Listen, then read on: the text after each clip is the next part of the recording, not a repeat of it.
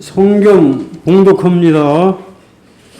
사도행정 11장 19절에서 30절까지입니다. 신학성경 207페이지입니다.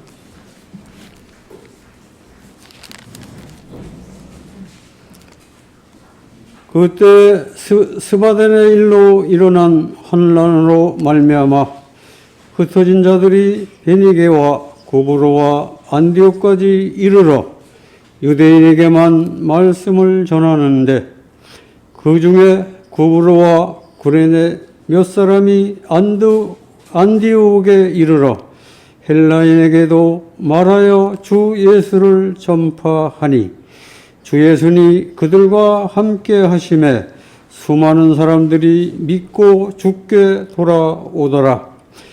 예루살렘 교회가 이 사람들의 소문을 듣고 바나바를 안디옥까지 보내니 그가 이르러 하나님의 은혜를 보고 기뻐하여 모든 사람에게 굳건한 마음으로 주와 함께 머물러 있으라 권하니 바나바는 착한 사람이요 성령과 믿음이 충만한 사람이라 이에 큰 무리가 주께 더하여 지더라. 바나바가 사울을 찾으러 다소에 가서 만나매 안디옥에 데리고 와서 둘이 교회에 1년간 모여 있어 큰 무리를 가르쳤고 제자들이 안디옥에서 비로소 그리스도인이라 일컬음을 받게 되었더라.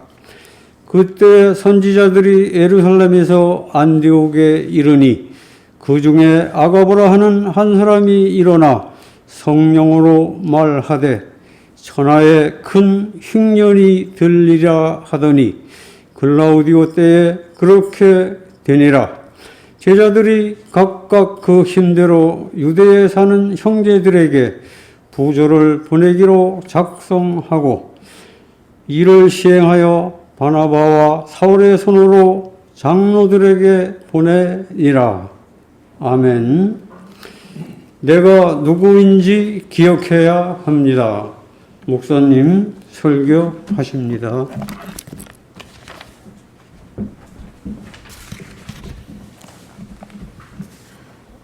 오늘 본문 말씀은 스데반이 순교를 당하고 그 일로 인하여 예루살렘 교회가 큰 핍박을 당하게 됩니다.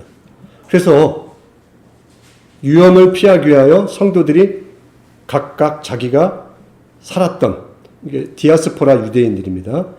자기의 출신 지역으로 다 도망가게 됩니다. 그런데 사람이 이동했기 때문에 그 복음을 믿었던 사람이 있는 그 장소에서 다시 복음을 전함으로 말미암아 예수 그리스도의 이름이 더 증거되는 일이 있게 됩니다. 그래서 의도치 않게 사람들은 준비하지 않았지만 예루살렘과 유다를 넘어서 빌립의 전도로 사마리아 사람들이 예수님을 믿고 또한 에디오피아 내시가 회심하게 되고 교회를 핍박하던 사울이 회심하는 사건이 나타나게 되고요.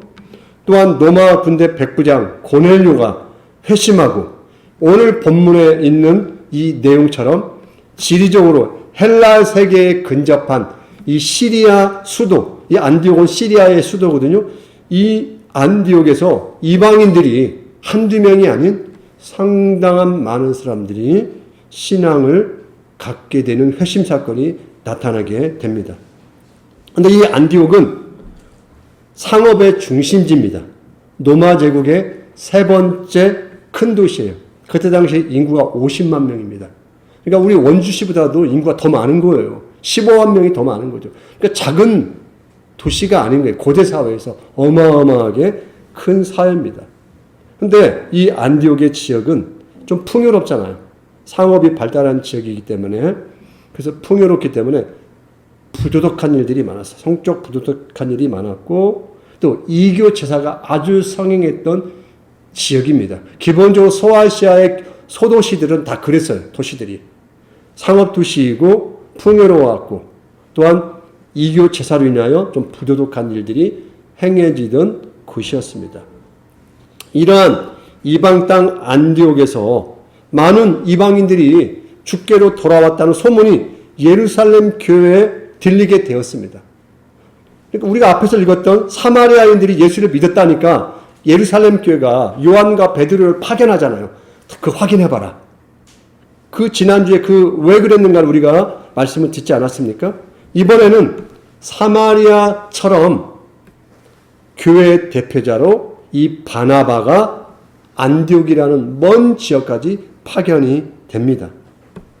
근데 사도가 아니잖아요. 12사도가 아닌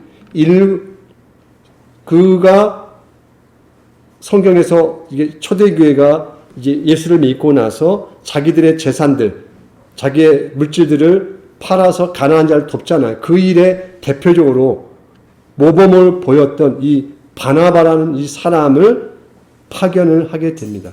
근데 왜 파견했을까? 이유가 있죠. 이 사람은 사실은 이방에서 태어난 유대인이지만은 디아스포라예요. 흩어진 유대인이에요. 구부로 출신이거든요. 가까워요. 안디옥과. 그래서 이 헬라 문화와 어떤 이 사람들의 삶의 내용을 너무 잘 알고 있어요. 이들의 문화를 잘 이해하고 있기 때문에 예루살렘에 있는 이 베드로나 요한 이 사람들은 유대 지역을 벗어난 사람들이 아니에요. 몰라. 이방 세계를 사실은 몰라요. 이 사람들을 보내면 어떻게 되겠습니까? 그냥 자기들의 시각과 태도로 선을 그을 수가 있기 때문에 이해를 못하고 충돌할 수 있기 때문에 이 바나바를 보내서 이 헬라 사람들의 믿음의 어떤 태도와 내용을 확인한 거죠. 근데 이 바나바는 어떤 사람이라고 소개합니까? 착하고 성령과 믿음이 충만한 거죠. 그러니까 제자의 태도를 다 가지고 있는 시각으로 이 헬라 이방 사람들을 바라본 거예요. 바라보니까 어때요? 주의 말씀이 그들에게 임한 사실이 확실한 거예요. 그래서 이들을 이제 돌보는 목회 사역을 하는데 혼자가 너무 어렵잖아요. 왜냐하면 많은 수의 이방인들이 예수를 믿었잖아요. 그러니까 처음부터 성경을 다 가르쳐야 하잖아요. 혼자 이 일이 안 되는 거예요. 그래서 드디어 다소에서 조용한 어떤 의미에서 예수님을 만나고 자기의 인생에 대해서 허무감으로 있고 그때 준비를 했겠죠. 다시 자기 신앙생활을. 그 사도 바울을 불러들이게 됩니다. 그래서 여기서 사도 바울이 등장하게 되는 것이죠. 그래서 1년간 안디옥 교회를 두 목회자가 목회를 하게 됩니다. 그래서 이 탁월한 두 목회자가 안디옥 교회에서 사역하는 동안 이방인들이 예수를 믿고 그 이방인들이 처음으로 그리스도인이라는 새로운 이름을 얻게 됩니다. 예수 믿는 사람이라는 그 이름을 얻게 되는 것이죠. 그래서 말 그대로 표현하면 그리스도에게 속한 사람, 그리스도를 따르는 사람이라는 의미를 가진 뜻입니다. 그런데 이 이름을 헬라인 가운데 예수 믿는 사람 스스로가 붙인 것 같지는 않아요. 이방 사람들이 봤을 때, 안디옥 사람들이 봤는데, 저 사람들이 어느 날부터 예수를 믿는다고 그러는 거예요. 근데 그 예수를 믿는다는 사람들 몇몇을 보니까 그 모습과 삶을 보고 그 사람들에게 하나 이름을 붙여준 거예요. 안 믿는 사람들이. 그리스도인이라는 이름을 붙여 주었다라는 것입니다. 아마 처음에는 이 이름이 경멸적인 뉘앙스가 들어갔을 거예요. 분명히. 우리와 다르네? 우리가 모르는 예수를 믿으라 하고 하나님의 아들이라고 말을 하고 십자가에 죽으셨는데 부활했다고 이야기하고 영생을 이야기하고 우리가 안 믿는 믿음을 믿는 이상하게 보인단 말이에요. 그리고 초대교회에서 이방 사람들이 가장 이상하게 봤던 내용이 뭐예요? 성만찬. 이건 내 살이요, 내 피. 이상하잖아요. 문자적으로만 보면. 저 사람들이 믿음이 이상해. 그래서 아마 그리스도인이라는 그 언어가 상당히 경멸적인 요소가 들어 있었지만 이 안디옥 이방인들은 그리스도인이라는 그 단어를 자신들의 이름으로 취한 거예요. 받아들였어요. 받아들이고 그리스도인의 신앙 고백이 담긴 자랑스러운 이름으로 인정하고 그의 합당한 사람으로 살기로 인정하고 다짐했던 사람들이라는 것입니다. 곧 이름값을 하며 살았다라는 거예요, 사람들이. 그렇게 해서 얻은 이름이라는 것입니다. 그러면 지금 우리가 사는 한국에서 예수님을 믿는 사람을 어떻게 부르는지 혹시 여러분 한번 생각해 보시기 바랍니다. 지금 한국 사회에서는 예수 믿는 사람을 어떻게 부르는지. 제가 군대에 있을 때 기독교를 향하여 부르는 호칭이 있습니다. 우리 한지사님 지금도 그렇게 부르는지 모르겠어요. 저 때는 이렇게 불렀어요. 이제 교회 간다고 하면 이제 특히 훈련소에서 조기가 딱 오거든요. 그러면 기독교 환자들 나와 그래요. 처음에는 뭔 소리인지 했어요. 그 말이요. 갑자기 우리가 지금 교회 가는 시간인데 환자가 나오라고 하니까 지금 뭐 의무대를 가나 처음에는 그랬죠. 그게 익숙하지 않아서 기독교 환자들 나와 그래서 아니 지금 교회 가려고 우리는 하려고 하는데 왜 기독교 환자 나오라고 하지? 그랬거든요. 그래서 부대에서 보니까 기독교인들을 우리 병사들을 기독교 환자 나와 너 교회 다녀 너 기독교 환자구나 뭐 이 말을 쉽게 하는 거예요. 예. 혹시 처음 들어봅니까? 우리 한지사는 지금 안 할 수도 있어요. 지금 그런 거에 대해서 요즘은 이제 뭐 어쨌든 간에 인권 문제로 그런 자기들이 싫어해도 표현을 못하게 하니까 저희 때는 그게 너무나 흔한 표현이었어요. 그래서 이걸 칭찬으로 들어야 하나 아니면 모욕적으로 이걸 들어야 하나 다 좋은데 환자란 말이 붙었잖아요. 예. 물론 나중에 그걸 알게 됐죠. 저도. 왜 기독교 환자라고 했는지를 그 부대에서 군인으로서 기독교를 살아가면서 왜 저 사람들이 기독교인들 나와라 하지 않고 뒤에 환자란 말을 붙였는가 이해를 하게 됐습니다. 나중에. 이제 그건 부분 제가 뒤에 후자에 좀 더 포괄해서 설명을 하도록 하겠습니다. 이번에는 이제 군부대라는 특수한 조직 속에서 불린 이름이었습니다. 저 때만 해도 일반 사이에서 불려지는 호칭이 있었습니다. 아마 여러분들이 그 호칭을 들은 사람도 있을 거예요. 직접. 나를 향해서 사람들이. 근데 요즘은 그렇게 많이 불려지는 것 같지는 않아요. 왜냐하면 제가 듣기에도 잘 안 들리니까.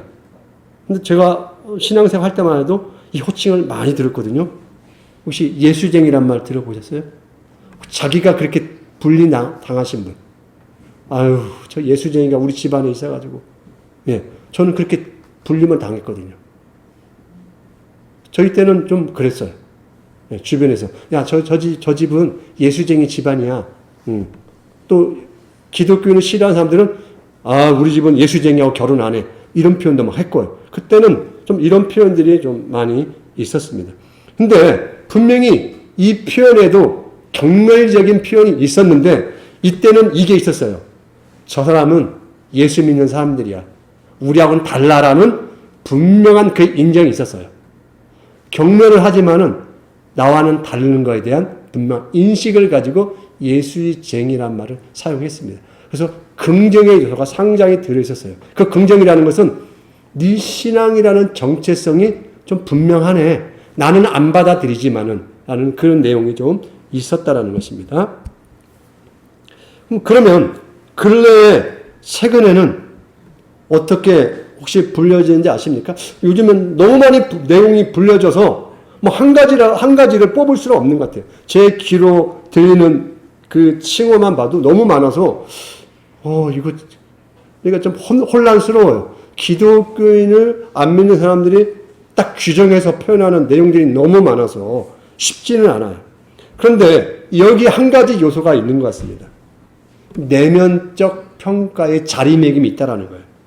여기에 제가 쭉 적어보면서 보니까 이건 제가 직접 경험하고 들었고 저는 좀 안 믿는 분들하고도 생활을 많이 했거든요. 어울리고 그들 속에 들어가서 목사라고 해서 좀 그러지는 않았어요. 저는. 그래서 그들이 예수 믿는 사람들을 전체적 그림으로 표현하는 한 그림이 있었는데 그 첫 번째 그러니까 이거다라 호칭은 하지 않았지만은 그들이 주고받는 대화 속에서 가장 많이 통용되는 내용은 이거였어요. 정상적으로 사고를 하지 못하는 사람이라는 내용이 가장 많았어요. 그걸 칭호로 하지 않지만은 그들 속에서 이야기되는 건 기독교인들은 정상적으로 사고하지 못하는 사람들이야. 그리고 그걸 행동적으로 어떻게 표현하냐면 이렇게 표현했어요. 자기들끼리. 예수님이 너 기독교인이야? 그러면 자기들끼리 뭐 정상적으로 생각하지 못하겠네? 우리처럼 이렇게 이야기를 한다라는 것입니다. 그래서 뭐 이상한 사람이란 말. 예. 저는 이런 경우도 경험했어요. 어느 날 어떤 분이 저희 집을 찾아왔어요. 그래서 어떻게 오셨어요? 그러니까 사람들이 소개를 했대요. 어떤 소개를 했는데 했더니 저기 가면 정상적인 목사가 한 명 있을 거라고. 저 사람하고는 일상적인 대화가 될 거라고 가서 이야기를 해보라고. 그래서 뭔가를 상담을 해야 하는데 정상적인 사람이 하나 있으니까 그분하고 이야기하면 대화가 될 거라고. 그래서 이걸 칭찬으로 받아들여야 할지 온 분이 그렇게 대답을 하는 거예요. 어떻게 오셨냐고 하니까 저기 가면 정상적인 사람이 한 분 있을 거라고. 목사인데. 예. 이렇게 그래서 참 이게 좀 그랬어요. 씁쓸했습니다. 예. 씁쓸했어요. 그래서 이 표현을 묶어서 여러분들 들으면 뭐가 등장했나요? 이제 하나의 언어로 개독이란 말이 등장한 거잖아요. 우리는 개독. 어떻습니까, 여러분? 이 되게 치욕적이고 모멸감 느끼잖아요, 우리 솔직히. 그냥 그 소리 들으면 주먹이 내가 예수 믿지만 한 방 나가고 싶은 이 충동이 일어나는 만큼 우리를 모욕적 언사의 내용이잖아요. 그러나 이 표현은 이제 사전적 용어로 올라갈 만큼 그냥 보편, 이건 사용해도 모욕죄로 취급을 안 받습니다. 안 믿는 사람이 너 기독교인이야 할 때 또 나를 모욕해서 그 고소해도 그것은 모욕죄가 아닙니다. 이미 언어화가 됐고 사전적 용어가 됐기 때문에 하나의 칭호가 돼버린 거예요. 참 끔찍한 거죠. 여러분은 어떻습니까? 지금 나이가 니까 너무 억울하죠. 지들이 내가 예수 믿는데 도와준 게 있기를 하나. 우리 마음에 약간 억울하고 답답하고 괴로운 마음이 들죠. 이런 칭호를 들을 때마다. 예수쟁이란 말을 들었을 때는 그렇게 억울하지 않았던 것 같아요. 예. 근데 이런 호칭들은 정말 분노가 일어나게 하고 내 존재가 정확하게 규정되어 있는 내용이 아니라는 것입니다. 그러니까 억울하죠. 화도 나고요. 역사적으로 기독교인들에게 교회사 안에서 불려지는 이름에 대해서 기독교인들은 남다른 애정을 가진 사람들이에요. 이 초대교회부터 그리스도인이라는 호칭부터 교회사 안에서 기독교인이 어떻게 불려진다는 것에 대해서 기독교인들이 항상 자랑스러워했었어요. 기본적으로. 우리는 육신의 가족이 붙여주는 이름이 다 있죠. 다 우리 가족들이 이름을 붙여주지 않습니까? 부모님이 그 이름을 통해서 어떤 뜻과 소망을 담아서 이름을 지어줍니다. 우리 기독교인들에게도 세례명이라는 게 있어요. 초대교회에서는 이 우리는 하지 않지만은, 역사적으로는 세례명이라는 게 있었습니다. 그리스도인으로서 신앙의 삶을 살도록 하는 의미에서 새로운 이름을 주었습니다. 그래서 초대교회는 주로 이렇게 성인들, 그 성인이라는 것은 우리가 믿음으로 본받을 만한 신앙 행위를 한 사람의 이름을 세례명으로 주곤 했습니다. 그 이름 지키는 어떤 의미에서 한 사람의 커다란 극적 변화를 끌어올 수 있을 거라는 성경적인 근거를 가지고 한 거예요. 그 대표적으로 아브라함에서 아브라함이 되잖아요. 내가 큰 민족을 이루리라, 열국의 아비가 되리라 하는 그런 의미에서, 그다음에 게바가 반석 위에 교회를 세우리라 하는 그 주의 약속을 받고 베드로가 된 것처럼 그런 의미에서 세례명이라는 것을 받아서 그 사람의 이름 바꿈, 새로운 이름으로 옛것이 근본적으로 깨지고 새로운 시작의 삶을 살아라는 의미에서 이렇게 주어진 것입니다. 긍정적인 의미에서 표현하면요. 예. 그리고 더 나가서 이러한 의미가 어디서 왔는가? 출애굽기 19장 6절에 이스라엘 백성을 애굽에서 구원하여 광야로 나왔잖아요. 그들에게 하나님이 새로운 이름과 신분을 주었거든요. 바로 그것이 너희는 제사장 나라요 거룩한 백성이다. 너는 노예가 아니다. 새로운 신분과 새로운 이름을 가진 사람들이다. 그러므로 여기에 합당한 이름값을 하며 살아라라고 부르셨다는 것입니다. 그러면서 이름이라는 건 일반적으로 주어지는 거예요. 사실은. 많은 이들이 공식 이름이 있음에도 불구하고 친구들이나 가족들이 붙여진 별명이나 애칭이 있지 않습니까? 여러분 있나요? 뭐 우리 여기 이수현 있으면 이수현. 숫자가 빼어날 수거든요. 그러면 이수현 이름 다 부르기 힘들잖아요. 저희 집 너무 힘들어가지고 빼수 그럽니다. 그냥 빼수. 예. 그냥 빼어날 수 해서 그냥 빼수 이렇게. 예를 들어서 이제 이렇게 뭐 그걸 약자로 부르든 여러 애칭을 통해서 부르든 그런 이름들을 우리는 부여를 하죠. 그래서 그 이름 부여해서 그 사람에 대한 어떤 마음을 전달하기도 하지 않습니까? 그러나 요즘은 이럴 수 있죠. 이름이 마음에 안 들어, 내 이름이. 그러면 어떻게 합니까? 행정소송을 해서 이름을 바꾸기도 하잖아요. 뭐 그 이름이 사람 어감에도 안 좋을 수도 있고, 또 뭐 그 이름에는 뭐 소위 점을 쳐봤더니 뭐 여러 또 사주팔자를 보니까 안 좋다 해서 이름 바꾼 사람도 있지 않습니까? 뭐 특수한 그런 경우가 아닌 이상은 일반적으로 이름은 선물입니다. 선물. 주어진 선물이라는 것이죠.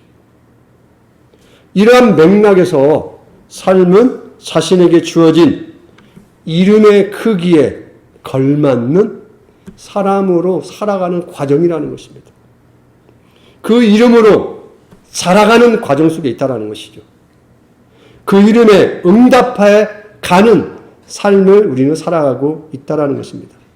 우리는 삶을 살아가며 그 이름의 의미를 더해가죠. 진정한 그 의미가 가지고 있는 뜻의 의미를 우리는 더해간다는 것입니다. 처음에는 어색해 보일지 모르겠지만 그 이름을 향하여 살아가게 된다는 것입니다. 그게 초대교회 안디옥 교인들에게 주어진 그리스도인이라는 이름의 과정이었다는 것입니다. 처음에는 혐오하고 경멸하고 우리와 다른 이상한 사람이라고 취급하며 붙여진 이름일 수 있지만 그 이름을 받아든 안디옥 교인들은 그걸 내 것 삼아서 거기에 걸맞고 거기에 합당한 거기에 응답하는 그 내용이 풍성해지도록 그 이름이 사람들이 보기에 어색하지 않도록 책임감 있는 이름을 향하여 살아난 사람들이었다는 것입니다. 우리는 예수님을 믿고 세례를 받을 때 우리는 공식적으로 마치 호적에 올리듯이 그리스도인이라는 이름을 받았습니다. 그 이름을 몇 살에 받았든 그게 아이든 어른이든 그 자체로 누구에게나 차별 없이 선물로 허락되었다는 것입니다. 우리가 그 그리스도의 이름을 획득하거나 공을 세워서 받은 것이 아니에요. 그냥 하나님이 우리에게 은혜를 주신 이름이라는 것입니다. 주님께서 우리에게 그리스도인이라는 이름을 부여함으로써 우리가 누구인지 어떻게 우리가 우리 자신이 될 수 있는지 대해서 말씀하셨다는 것입니다. 그래서 우리는 그리스도인이라는 이름을 향하여 자라면서 결국 그 이름에 걸맞는 사람으로 반드시 성장할 것입니다. 새로운 삶의 방식을 여러분은 선택하도록 그 이름으로 부름 받았다는 것입니다. 바로 우리에게 온 이 복음, 우리는 이 복음으로 말미암아 내 신분에 합당한 삶을 채워내게 됩니다. 그래서 이 세상을 우리가 이 세상 속에서 이 세상 사람들 속 안에서 세상에서 어떻게 살 수 있으며 이 세상을 섬길 수 있을까?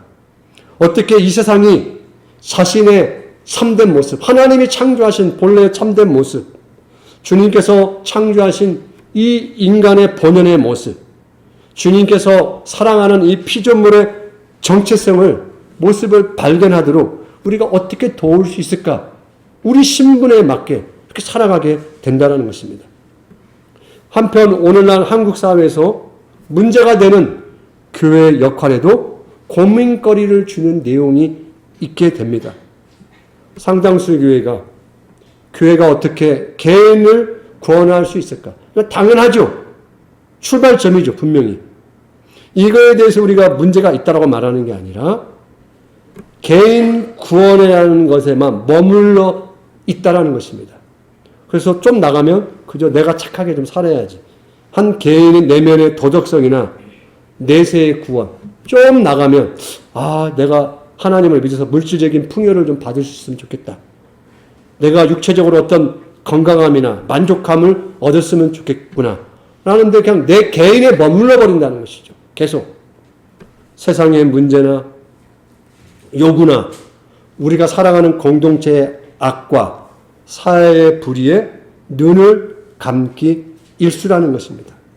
그 결과 구원은 뭐가 되는 거예요? 사적인 것, 내 주관적인 것, 그냥 내 정서적인 것, 내 개인의 심리적인 것으로 축소되고 복음은 아주 작고 지엽적이고 그냥 내 사적인 소유물 같은 걸로 줄어들 수 있는 위험이 있다는 것입니다. 복음으로 인하여 더 큰 바다를 향하여 나가는 모험을 멈춰서는 안 되는 거예요. 우리는 이 복음으로 인하여 더 넓은 대양을 향하여 나가는 모험길에 항해를 하는 사람들이라는 것입니다. 그 속에서 그리스도인의 이름을 그 이름값을 우리는 감당을 하는 것입니다. 그러므로 그리스도인이 된다는 것은 특정한 종교인이 된다든지 어떤 도덕적 방법론에 기초해서 내가 선한 업적을 쌓아서 착한 사람이 돼야지. 그것에 머물러 있지 않다라는 것입니다. 우리는 사람으로 더 사람답게 살아가고 변화되는 의미를 갖는 사람이라는 것입니다. 그리스도인답다라는 것은 저 멀리 인간 세상과 동떨어진 곳에 사는 게 아니라 가장 인간적인 모습으로 지금 이곳 사람들과 더불어 살아가는 것을 고민하는 사람들이 되는 것입니다. 그리스도인은 사람이 사람답게 되어 하나님 앞에서 감사와 기쁨으로 살아가는 삶의 가치를 보여주는 사람들입니다. 그리스도인은 이 세상을 무대로 활동하는 사람들이에요. 이 세상은 여러분의 무대라는 것입니다. 돈 벌고 내 욕망을 이루기 위한 활동 무대가 아니라 함께 살아가는 일에 관심을 가지고 그 일에 하나님의 뜻을 행하는 사람들이라는 것입니다. 안디옥 교회의 첫 모습을 생각해 보시기 바랍니다. 그들이 그리스도인이라고 부름받은 후에 첫 번째 행위가 뭡니까? 엄청난 가뭄으로 인하여 기근이 들어서 예루살렘이 너무나 힘들어지게 됐어요. 교회들이. 예루살렘 교회를 돕기 위하여 헌금을 하게 됩니다. 근데 이 모습이 초대교회 성도들이 예수를 믿고 나서 어떤 일을 먼저 합니까?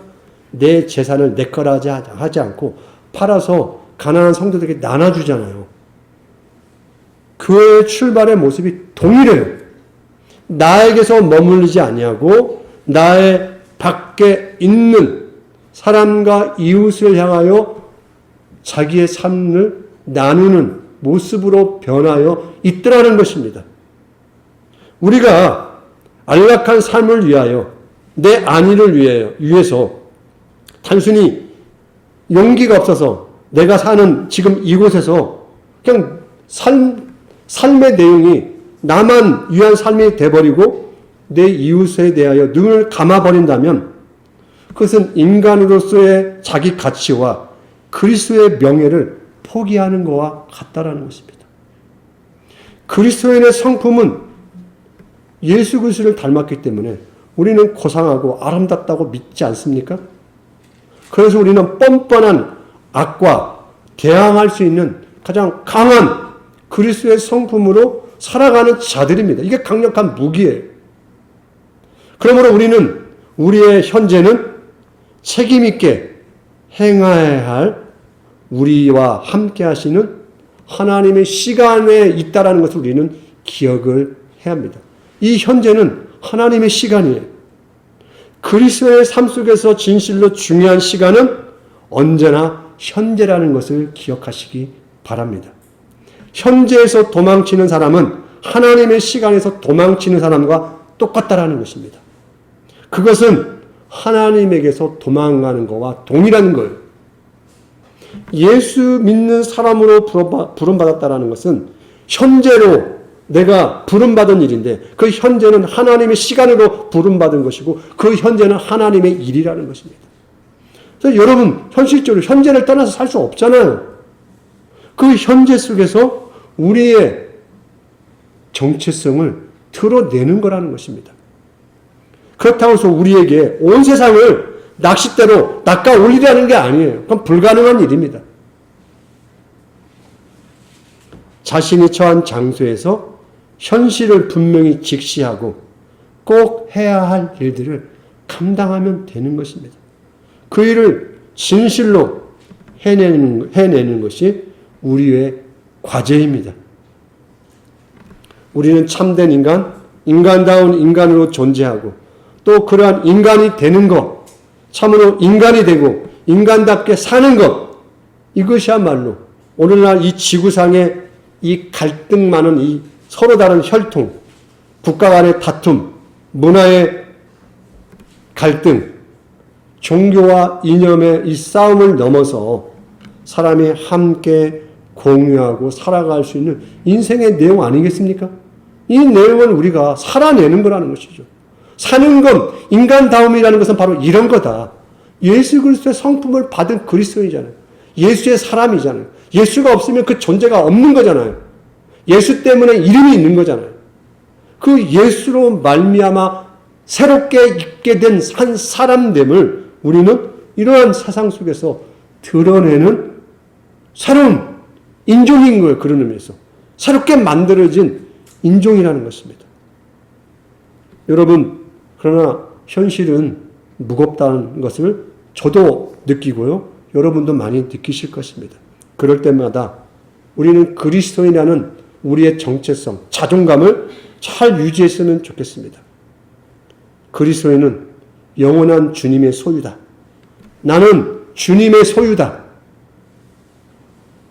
그럴 때마다 여러분이 주님의 소유를 생각하실 때 세례를 한번 생각해 보시기 바랍니다.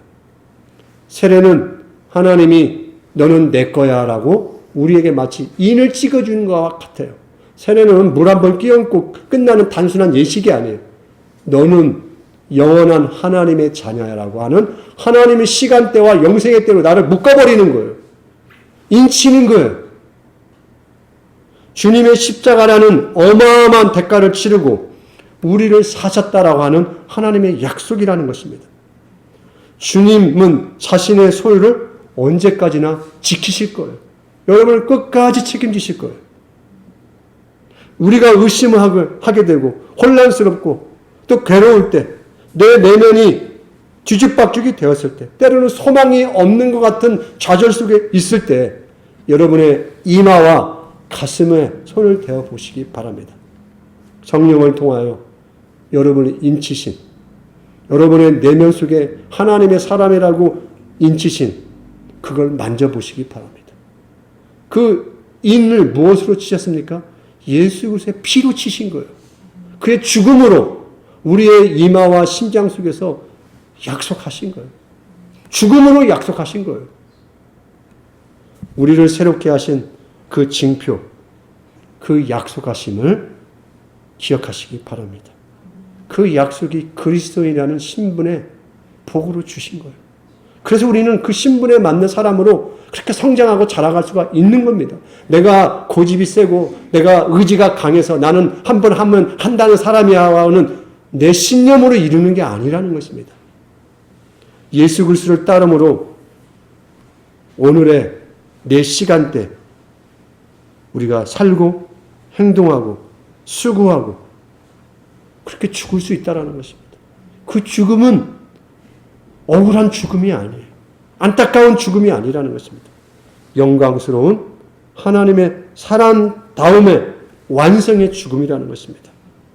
행복할 때나 불행할 때나 삶에 어려움이 있을 때 하나님을 의지하며 오늘의 이 하나님의 시간을 그리스도인으로 살아내서 그리스도인으로 성장하는 우리 모두가 되었으면 좋겠습니다.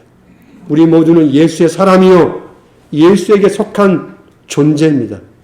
우리 모두는 이름값하고 살 수 있는 사람들입니다. 이 명예, 이 이름값하는 우리 모두가 되었으면 좋겠습니다. 기도하겠습니다. 사랑의 아버지 하나님, 감사합니다. 우리에게 부모님이 주신 이름이 있지만 우리는 또 다른 영원한 이름이 있음을 기억합니다. 바로 예수의 사람, 예수에게 속한 사람, 그리스도인이라는 이름이 우리의 이름입니다. 이 이름을 우리의 시간 속에서, 하나님의 시간 속에서, 하나님의 역사 속에서 우리가 살아내게 하여 주옵소서. 그래야 이 이름에 합당한 사람으로 성장하게 하여 주옵소서. 힘들고 어려울 때마다 우리의 심장 가운데 인치신 예수 그리스도의 피를 기억하는 믿음의 사람들 되게 하여 주옵소서. 예수님의 이름으로 기도합니다.